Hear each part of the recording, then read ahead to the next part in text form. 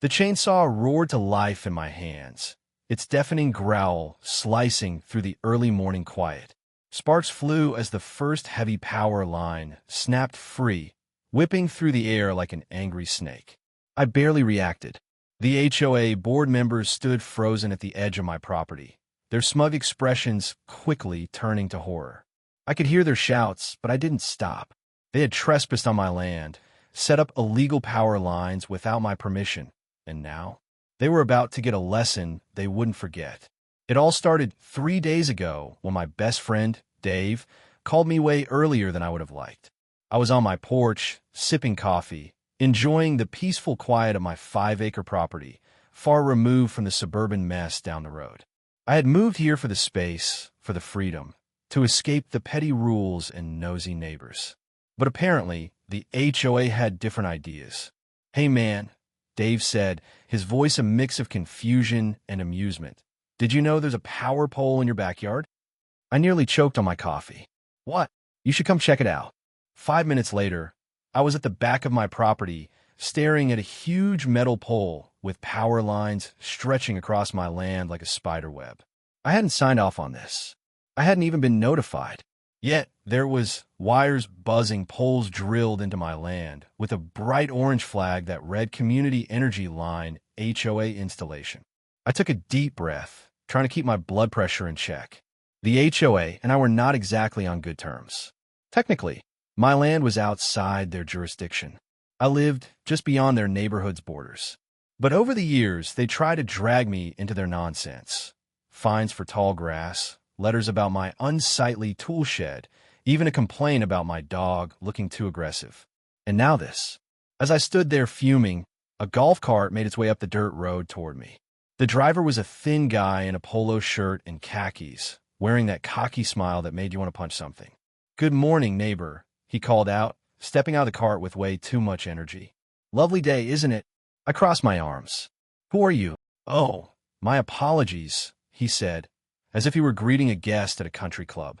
"I'm Greg Garrettson, president of the HOA. I assume you've noticed the new addition?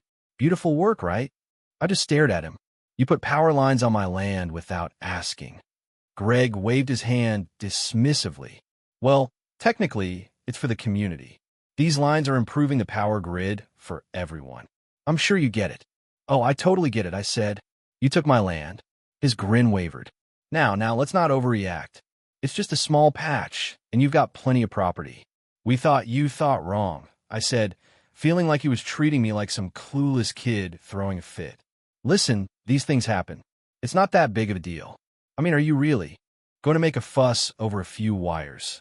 I gritted my teeth. "A fuss? You mean like trespassing? Illegal building? Property damage?" Greg let out a deep sigh, like I was wearing him out. "Come on, be reasonable. What are you going to do? Sue us?" His voice dripped with mockery, as if he honestly thought I wouldn't take action. And that's when I made up my mind. There was no point in arguing. So I just turned and walked off, ignoring Greg's smug voice calling out behind me. I headed straight home, grabbed my laptop, and started digging into property laws. Within an hour, I had all the proof I needed. The HOA had seriously messed up. I called my attorney, Lisa, a tough woman who had helped me with my property purchase years ago. After I explained everything, she let out a low whistle. "Oh, they really screwed up," she said. "They can't just throw up power lines on private property without a legally filed easement. Did they even give you a heads up?"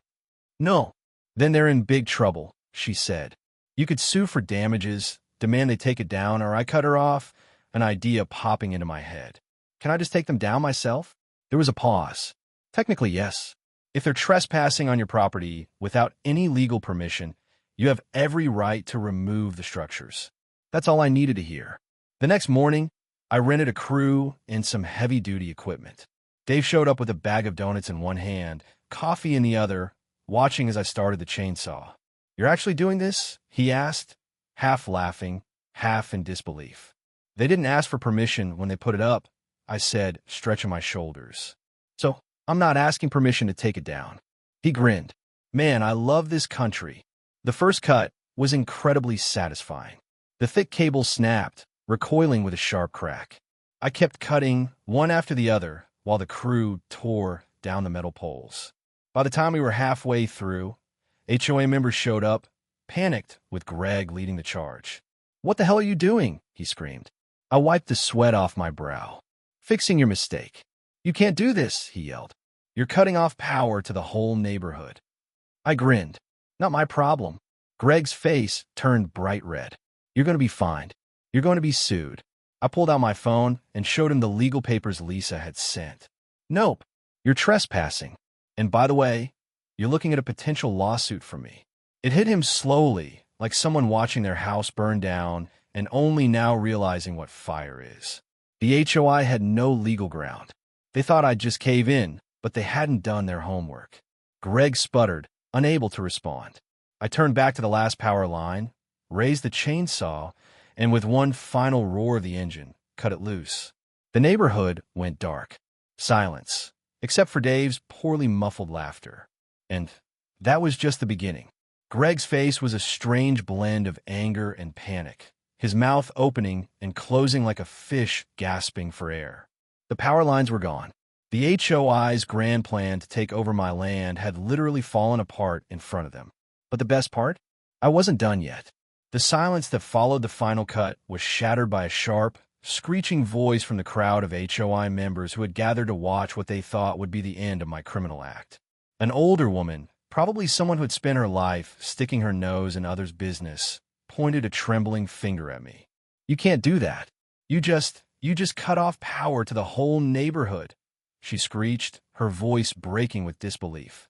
I shrugged, resting the chainsaw against my leg. "Sure can.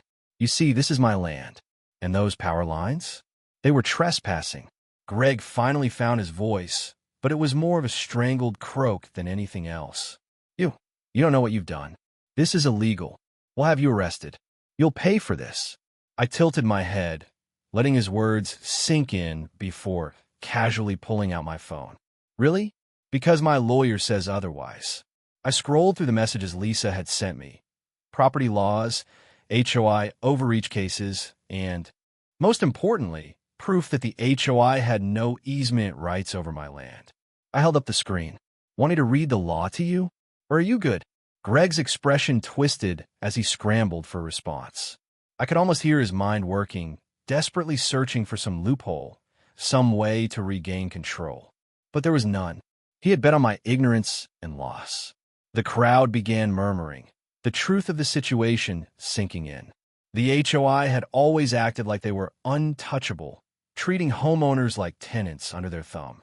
But now their own arrogance had come back to bite them. Greg's fist tightened as he spun around and stormed off. "This isn't over," he muttered. I smirked, excited for what was to come. The HOI made their move the following day. I wasn't shocked at all when I saw a letter taped to my door, stamped with the official HOI seal. The letter was long and full of legal speak, but the message was clear. They were fining me. And it was a ridiculous amount. $20,000 for damaging community infrastructure. I nearly burst out laughing as I read it, almost dropping the letter. Dave, who had come over with some celebratory beers, grabbed the paper from my hand and read through it. "They're out of their minds. You don't even live in their neighborhood." "Exactly."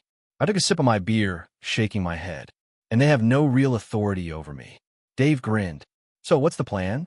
I'd already been thinking ahead. The power lines had been illegally placed on my land, which meant the HOI had been making money off my property without asking. I had a plan that would not only make sure they wouldn't try this again, but also turn their mistake into a major headache for them. I called Lisa to ask if I could sell the access rights to a private company. She barely paused before saying, "Absolutely. If you own the land, you control who gets to use it. And if the HOI wants power again, they'll have to go through whoever you sell the rights to." I grinned. Perfect. The next step was to find the right buyer. After a few calls, I reached a small private energy company that specialized in expanding infrastructure. When I explained what had happened, they were more than interested. Not only would they pay me a nice sum up front for the rights, but they'd also charge the HOI for access to any power lines on my land. The irony was perfect. The HOI had tried to take advantage of me, and now they'd have to pay, literally, to fix their own screw-up. Of course, Greg and his crew weren't happy about it. When they found out I'd sold the grid rights, Greg showed up at my door, looking more desperate than ever. "You can't do this," he blurted out before I could even greet him. I leaned against the door frame, sipping my coffee. "Pretty sure I can." Greg's face turned beet red with frustration. "You're holding the whole neighborhood hostage." I raised an eyebrow. "No, I'm just exercising my property rights. Kind of like how you thought you could do the same when you put power lines on my land without asking." He stammered, trying to take control of the situation. "The whole community's suffering because of you." I smiled. "That's funny. I don't remember the community suffering when you guys decided to take my land without my consent." Greg's jaw tightened so much I thought his teeth might crack. He realized he had no valid argument, no leverage. The HOA's threats had no weight anymore. Their influence was slipping, and he was running out of ways to stop me. The next few days were pure chaos. The HOA scrambled to find a way to undo the mess they'd made. They attempted to negotiate with the power company I sold the rights to, but the company wasn't interested in cutting them any slack. After all, business is business.